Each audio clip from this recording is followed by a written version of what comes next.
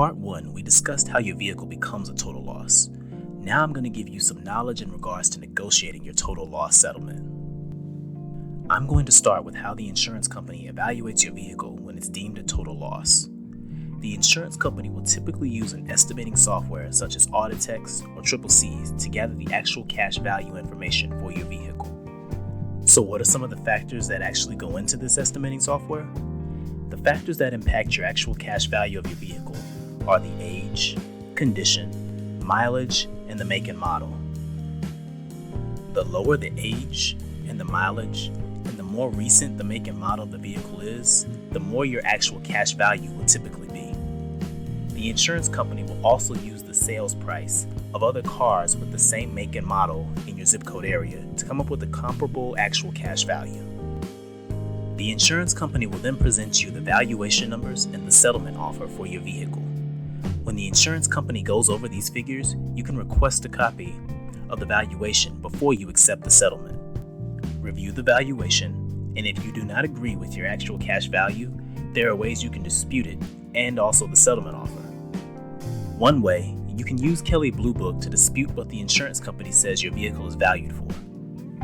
Going to kelleybluebook.com and typing in your vehicle's make, model information and also the zip code area of where your vehicle is registered. The site will then present you with a value for your vehicle. Another option is you can present any recent repair bills or additions to your vehicle, such as new tires, a new paint job, tinted windows, any permanently installed equipment to increase your vehicle's value. Give these repair bills to your adjuster and have the adjuster add them to your valuation. If you come to an agreement with the settlement value for your vehicle with the insurance company, you will be presented with two options. You can agree to take the cash settlement and allow the insurance company to take your vehicle, or you can own or retain your vehicle and the insurance company will deduct what they will sell your vehicle for as salvage, or what's called the salvage value, from your total loss settlement. So let's go through an example of each of these two options. The first option is pretty straightforward. You can turn over the title and a signed, notarized power of attorney document to the insurance company so that the insurance company can take possession of your vehicle.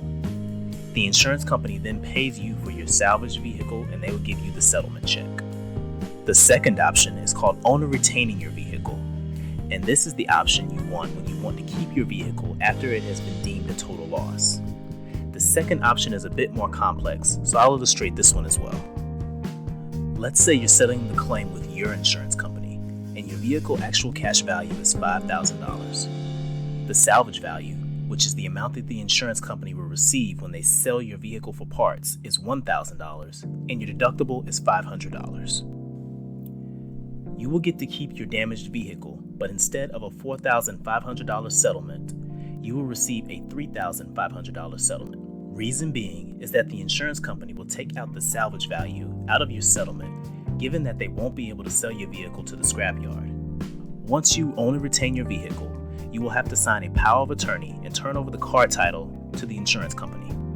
The insurance company will file your car title to the state, and your vehicle title will be branded as a salvage title.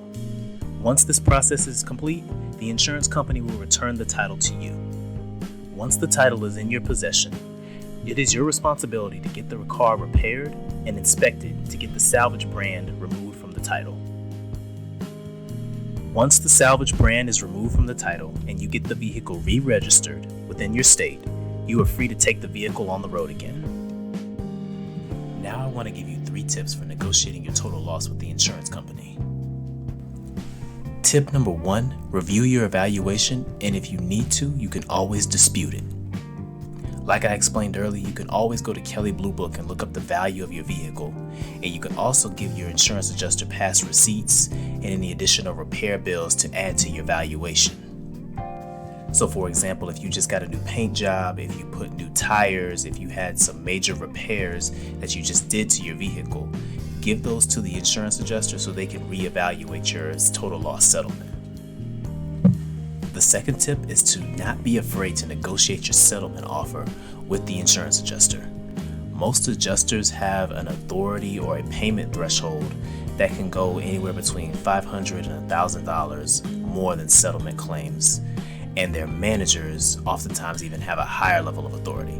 So don't be afraid to ask, even if you just need a couple $100 more to be able to settle the actual claim.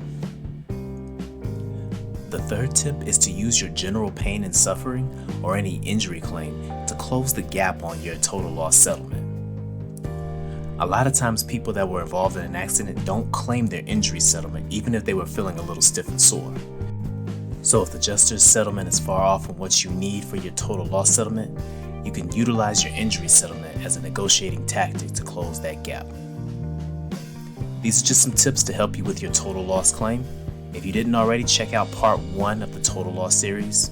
If you liked the video and you found it informative, share it with someone who can use the information. Be sure to subscribe to the channel, and thank you for allowing the Insurance Quotient to keep you informed.